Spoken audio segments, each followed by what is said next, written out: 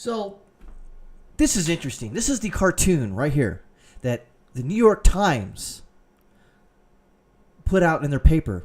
Now, let me explain to you why this is anti-Semitic. Now, if you see here in this right here, the supposedly anti-Semitic New York Times cartoon. What? Look at here. Okay. You got the tropes. You got the blind guy. This is Trump with the yarmulke, being led by a wiener dog, who's basically, those wiener dogs are small dogs. Or there's a lot of symbolism out of that. You got the Star David. This is Netanyahu. He's got the white hair here, and he's being led. This dog is leading Donald Trump, meaning the United States, off into whatever. Now, this is disgusting. I mean, come on, really? So if you go to here to the Jerusalem Post, flood of condemnations of the New York Times for anti-Semitic cartoon. Congressman joined former ambassador to Israel and journalist in slamming the newspaper. If you don't think this is anti-Semitic, and then I can't help you. U.S. Ambassador to Germany Richard Grenell called the cartoon despicable, and the American Jewish Committee said it was naked anti-Semitism, which it is. Congressman Dan Crenshaw, Republican, 2nd District. You know who he is. He was injured pretty severely, lost an eye in I think Afghanistan. He was a Navy SEAL, got out, became he won the 2016 2nd District election, and 2018. My bad. And he wrote that even if unintentional, the left has normalized anti-Semitism under the guise of criticizing U.S.-Israel foreign policy. Other members of Congress were also shocked.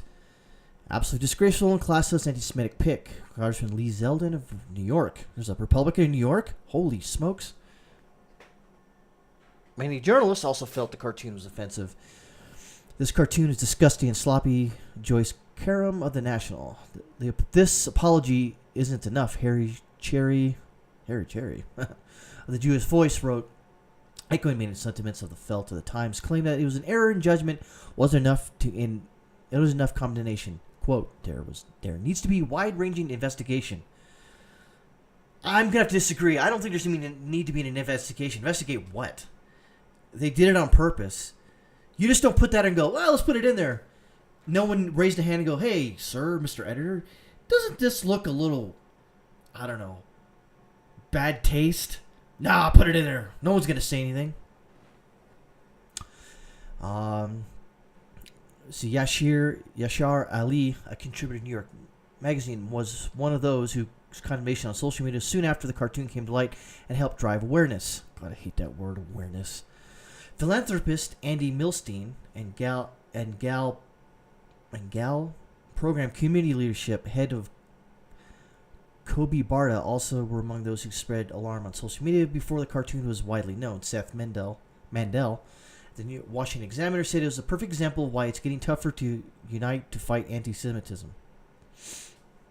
As you can see, it goes through all the typical standard condemnations of people who was disgusted by it and was outraged and blah, blah, blah. Famed attorney Alan Dershowitz wrote that anti-Zionism is becoming an acceptable cover for anti-Semitism, and that the paper owes its readers more than an apology. Again, what are you going to do? Protest? No. More of an apology? Like what? No. Jerusalem Deputy Mayor Fleur Hassan Nahom said the cartoon was absolutely disgusting. Like many said, the words were not adequately convey the outrage. Quote, so, are we clear now that the New York Times folks can no longer pin the rise of anti-Semitism on the far right? Retraction or not, nobody has done more to mainstream it than the New York Times in this one moment, tweeted David Hazoni, former editor-in-chief at the Azure and the Tower. What I didn't really see was a Democratic response to this. The Democrat Party response. I'm sure it's out there. It's not in this paper or in this article. I think people like Congresswoman Ilhan Omar won't say anything about it. She probably won't say anything. If she does, just put it in the comments, with the link. But as far as I know, I haven't seen it, and especially from Tashir Nabib or whatever her name is, the other congresswoman. I don't think she said anything. It's amazing that every once in a while you'll see this sort of attack. It's not a physical attack, but it's more of a editorial attack, sort of an overt, non-violent attack on the Jews and people in that area. And I guarantee you, if this was anti-Muslim or Islam, it would have shot to the roof if anywhere. But and of course both sides would condemn it. But since this is the New York Times, of course they're not going to say anything because that's just who they are. And let's look at that cartoon again. Now, if you really want to break down the symbolism of this, okay, the wiener dog, the dachshund. It's a very small dog. It barks at everything. The assumption is that it's not really strong dog. It's weak, and it's really weird looking dog. It's long, and of course, when you got the head of the Prime Minister of Israel on it, you got the typical long nose that you see in the 1920s and 30s propaganda throughout the world against the Jewish people and basically anti-Semite propaganda. Star of David. You got the leash. These glasses on Donald Trump here is to signify that he's blind, and he's being led away or led astray into the fire. Looks like by the Israeli government, and he's got the yarmulke stating that he supports him. It goes on and on. This is ridiculous. Now, they apologized, New York Times did, but again, what else are they going to do? Are you going to boycott them? I'm not necessarily a fan of boycotting, but at some point, something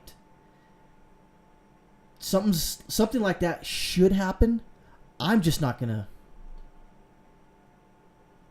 So if you look here, here's the Daily Mail. A tweet from Seth Frantzman. He says, the New York Times anti-Semitic cartoon, numerous clear anti-Semitic elements, putting yarmulke on the U.S. president in a negative way, putting the face of the PM on the Jewish state on a dog, using the Star of David on a collar, implying the U.S. is blindly led by the Jews and or Israel. Exactly what I was saying. So, again, the apology's been put out. Then what? I don't read the New York Times. I might link some of the articles because they are a primary source. But at some point, just like I wouldn't link anything from the Daily Stormer, I wouldn't link anything from them because of what and who they are. At some point, the New York Times is going to fit that bill. Because they did. Remember that Sarah Jong editor they hired? She's an Asian woman, or American Asian woman, I think. I don't know what part of East Asia her lineage is from. But she had put out a bunch of tweets, anti-white tweets, basically. Putting, the typical stuff that if a white person would have anti-black, anti-African American, anti-Jewish tweets, etc., like that, anti-trans, etc., they would be fried. So the case in point is, why is something like this going to get away? Why are New York Times going to get away with it? Because the mainstream media will let them get away with it. They'll say, well, it was an honest mistake, and we'll take the apology at heart, and then they'll just let it go. Wow. Let's just say as we see that a lot of times when Donald Trump speaks out of line sometimes, and he does, they don't let him get away with it. they spend hours and days and weeks bringing back just a last tweet, etc. And it's just, of course they do that. And understand they have every right to do that, but to sit here and not, especially the mainstream media, not condemn the New York Times, I think that's what needs to be done. Condemnation. They'd already apologized and then a condemnation, but other than that, nothing's going to happen. Of course, nothing will happen. So, as we continue on with this ridiculous cartoon put in by the New York Times, their editors are just terrible, and they should be ashamed of themselves, but they're not going to be ashamed of themselves.